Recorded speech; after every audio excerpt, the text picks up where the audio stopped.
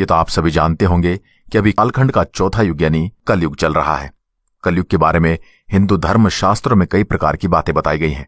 जैसे जैसे कलयुग का समय बढ़ता जाएगा वैसे वैसे धरती के ऊपर से धर्म का नाम समाप्त होता जाएगा, मनुष्य की आयु कम होती जाएगी और अंत में भगवान विष्णु कल्कि का रूप धारण करके दोबारा धर्म की स्थापना करेंगे, यानी कल्कि अवतार तक धर्म पूर्णतः समाप्त हो चुका होगा।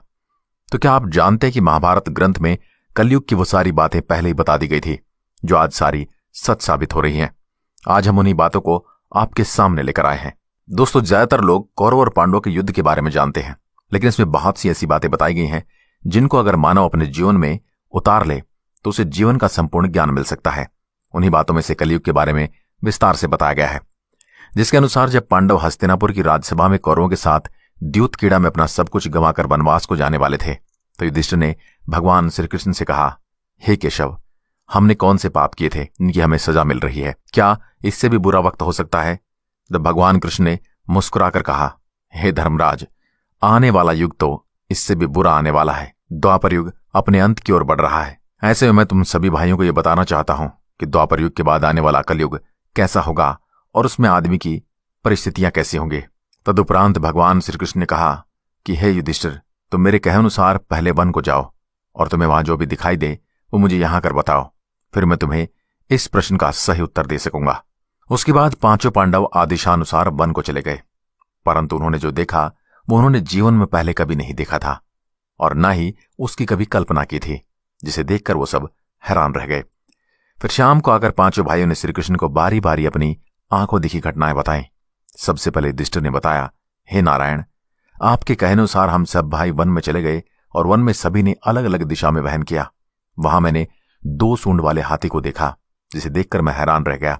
मेरी समझ में यह नहीं आया कि भला एक हाथी के 2 सूंड कैसे हो सकते हैं।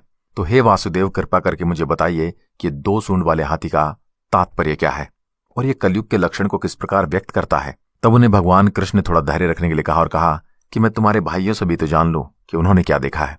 इसके बाद अर्जुन ने श्री कृष्ण से कहा, हे वासुदेव, मैंने एक पक्षी को देखा जिसके पंखों पर वेद की ऋचाएं लिखी थी और वह मरे जानवर का मांस खा रहा था।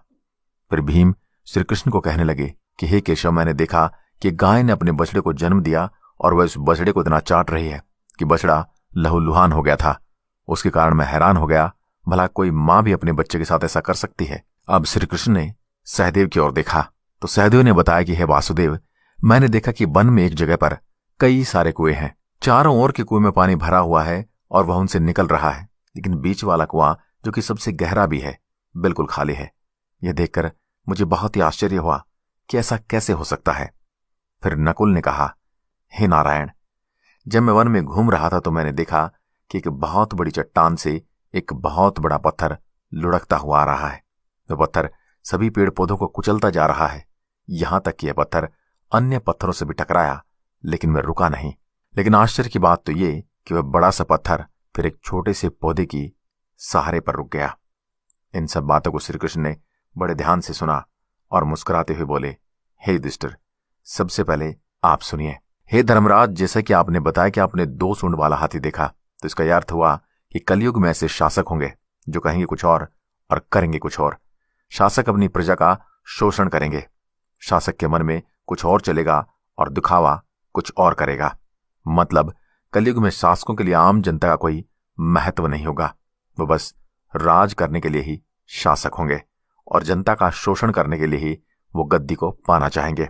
इसके बाद श्री कृष्ण अर्जुन से बोले, हे धनंजय, जैसा कि तुमने एक पक्षी को देखा जिसके पंखों पर वेद की ऋचाएं लिखी थी, पर वह मरे हुए जानवर का मांस खा रहा था, तो इसका अर्थ ये हुआ कि कलयुग में ऐसे मानव होंगे जो बहुत ही ज्ञानी बुद्धिमानी कहलाएंगे, लेकिन उनके आचरण असुरों जैसे होंगे। ऐसे लोग पंडित और विद्वान कहलाएंगे, किंतु उनके मन में यही विचार चलता रहेगा कि कोई मरे और उसकी सारी संपत्ति उसकी हो जाए, या किसी की मृत्यु का लाभ उठाने के लिए भी लोग आगे बढ़कर आएंगे। इसके अलावा हे अर्जुन, जाति धर्म के प्रमुख पद पर बैठे लोग आपस में एक दूसरे के बड़े पद के लिए तैयार रहेंगे।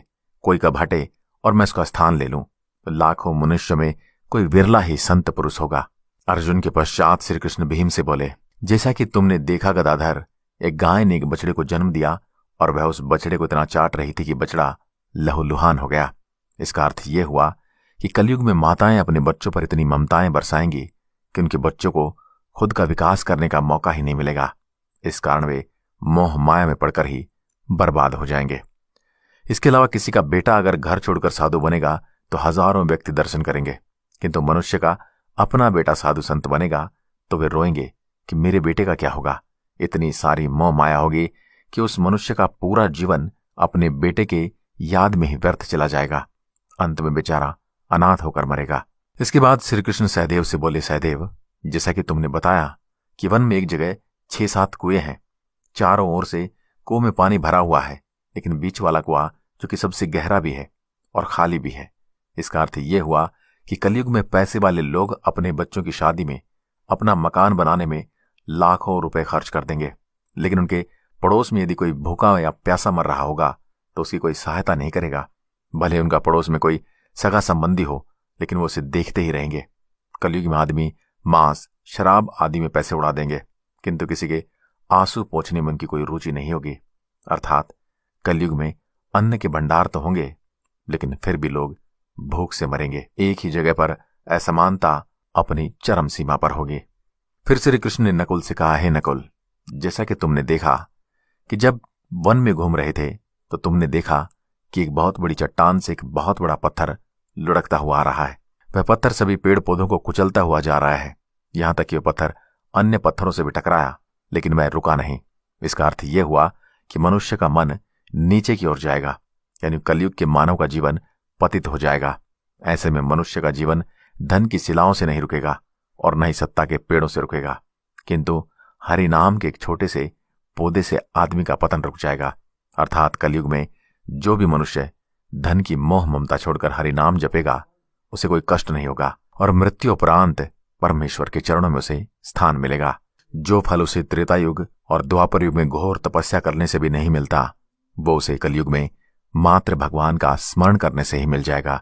अतः हे नकुल, बहुत सारी बातों को लेकर कलयुग बड़ा ही कष्टदायी होगा, परंतु हरिनाम लेने के मामले में कलयुग सर्वश्रेष्ठ होगा, क्योंकि मात्र हरिनाम लेने से ही कलयुग में लोग मोक्ष की प्राप्ति कर लेंगे। तो दोस्तों, आपने देखा कि भगवान श्री कृष्ण द्वारा बताई गई सारी बातें आज सचमुच घटित हो रही हैं। यदि आप भी इस बात को सच मानते हैं तो हमें कमेंट में लिखकर जरूर बताइए, और अगर आप मानते हैं कि भगवान श्री कृष्ण की बताई ये बातें झूठ हैं तो अपने आसपास एक बार आंखें खोलकर जरूर देखिएगा।